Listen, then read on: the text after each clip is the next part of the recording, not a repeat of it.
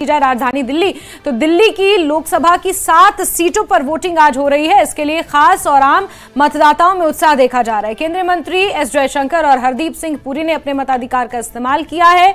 BJP के उम्मीदवार बांसुरी स्वराज और हर्ष मल्होत्रा ने भी अपने मताधिकार का इस्तेमाल किया। वहीं दिल्ली बीजेपी अध्यक्ष वीरेंद्र सचदेवा भी वोट डालने पहुंचे। पूर्व क्रिकेटर और बीजेपी नेता गौतम गंभीर ने भी अपने मताधिकार का इस्तेमाल किया। तो आपको बता दें, दिल्ली की सभी 7 और हरियाणा की भी सभी 10 सीटों पर मतदान जारी है और इसी के साथ इन 2 राज्यों में मतदान की प्रक्रिया पूरी तरह से खत्म हो जाएगी। और आप देख रहे हैं ये तस्वीरें जहां महामहिम राष्ट्रपति द्रौपदी मुर्मू पहुंची हुई हैं वोटिंग के लिए। ये पिंक पोलिंग बूथ है जहां वो पहुंची हैं वोटिंग करने के लिए।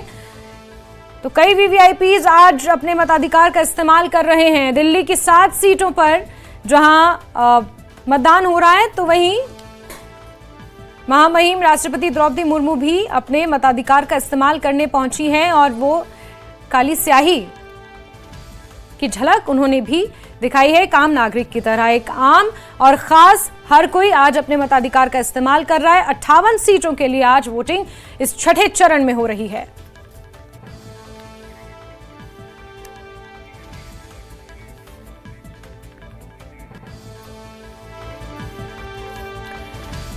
तो अनंतनाग राजौरी सीट पर भी मतदान सुबह से ही जारी है।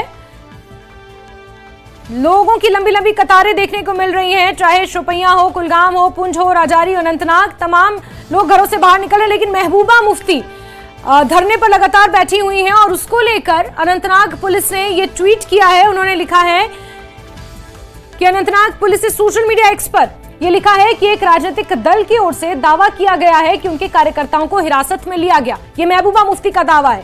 वो कुछ ऐसे लोग हैं जिनका अतीत दागदार रहा है और जो मतदान के दिन कानून व्यवस्था और सुरक्षा के लिए खतरों के इनपुट के मद्देनजर एहतियातन उन्हें हिरासत में लिया जाता है। ये अनंतनाग पुलिस ने ट्वीट कर महबूबा मुफ्ती के धरने पर, जो महबूबा मुफ्ती और पीडीपी आरोप लगा रही है कि उनके कार्यकर्ताओं को डिटेन किया गया है बिना किसी कारण के, इसको लेकर ये अनंतनाग पुलिस ने प्रतिक्रिया साझा की है।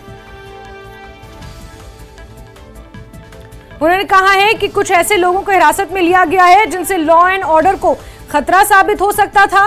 कुछ ऐसे लोग हैं जिनका अतीत दागदार रहा है। पूर्व में भी मतदान को प्रभावित करने यानी इन्फ्लुएंस करने को लेकर उनका जो इतिहास है, जो अतीत है, वो दागदार रहा है, जो सुरक्षा के लिए खतरा साबित हो सकते थे और इनपुट के आधार पर ही उन लोगों को हिरासत में लिया गया है। ये पुलिस का ट्वीट सामने आया है। आपको बता दें कि बिजबहरा में लगातार महबूबा मुफ्ती ये आरोप के साथ धरने पर सड़क पर बैठी हुई हैं कि उनके कार्यकर्ताओं को हिरासत में लिया जा रहा है, उनके पोलिंग एजेंट्स को हिरासत में लिया जा रहा है बिना किसी कारण के।